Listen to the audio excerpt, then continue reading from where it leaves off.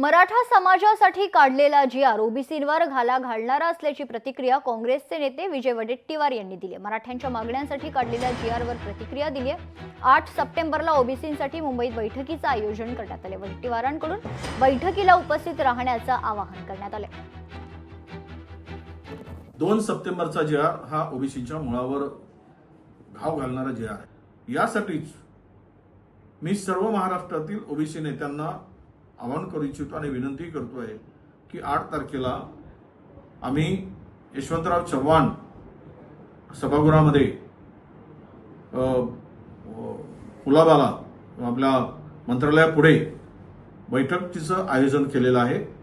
सर्व ओबीसी नेत्यांनी 8 तारखेला 3 वाजता या बैठकीसाठी उपस्थित राहावे. हा ओबीसी समाजाचं नुकसान होणारं जर हे काम सरकारच्या माध्यमातून होत असेल तर त्याला आपल्याला लढावं लागेल.